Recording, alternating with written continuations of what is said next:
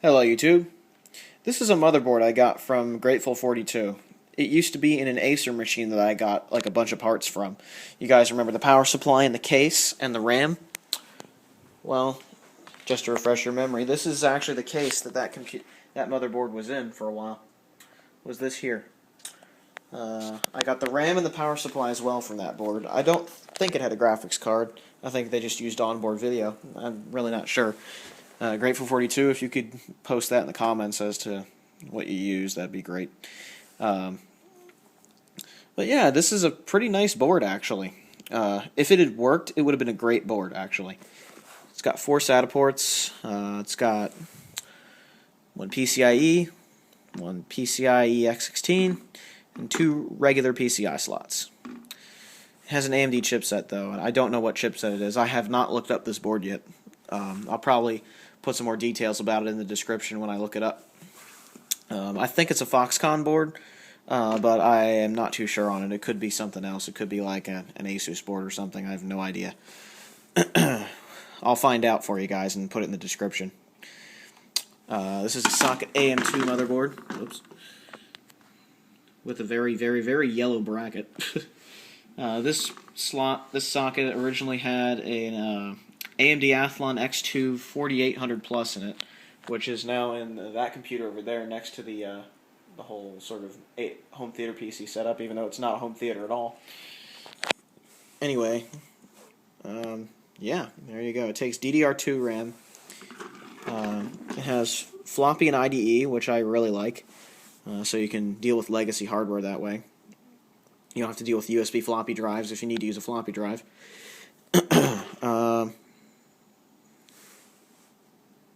It's got a FireWire header.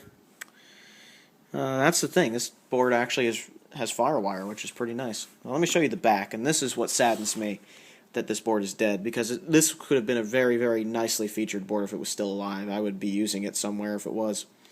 2 PS2 ports. Onboard HDMI. I don't know if it carries audio or not, but it's still HDMI. You get parallel, VGA, FireWire 400 right there, USBs, Ethernet, and looks like a pretty darn nice onboard audio. I bet that's Realtek. And it's an AMD chipset, of course. I'm not sure which AMD chipset, but this computer's from 2008, and I know the chipsets from the 700 series and 800 series weren't all that great sometimes. AMD chipsets weren't all that great in the beginning for motherboards. They've gotten a lot better now. With the 900 series chipset is some of the most stable stuff I've used from AMD for a while. It's the most stable I've used since the 939 and AM2 days. So there you go. This is different. This is AM2 though. I don't know what chipset this is. Again, if you want details about that, just read the description, and it'll all be there once I can look up this board. So why do I have? So here's the question you guys are probably asking. It's a dead board. Well, why do I have it? There's some salvageable parts on this board. Mainly the bracket. These AMD brackets, sometimes they break, so it's useful to have spares. And this one's particularly nice because it has a metal backplate. So that'll be good to have lying around. These capacitors on the VRM might be handy. I'm probably going to salvage the capacitors off of this board. This makes me really wish I had an ESR meter to check these to make sure that they're still good. Because what I could do is salvage these capacitors and use them in some other repair. I wouldn't use these in restoration, but I would use these in a repair. These salvaged capacitors, that is. So basically I got this board to take the bracket off and use that.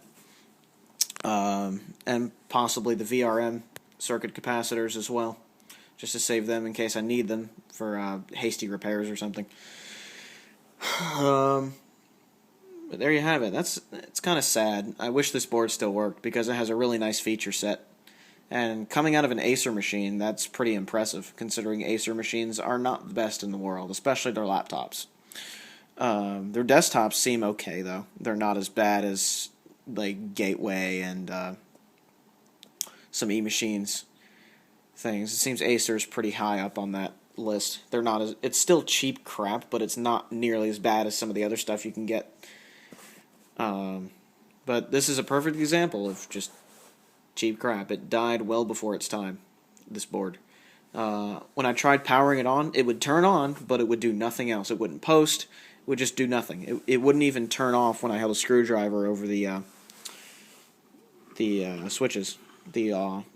Not the switches, the power switch jumpers here.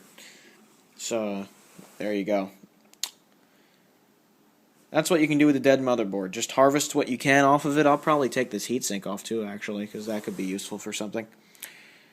Anyhow, that's a sad story about a dead motherboard. This could have been a great board. Unfortunately, it just kind of went tits up.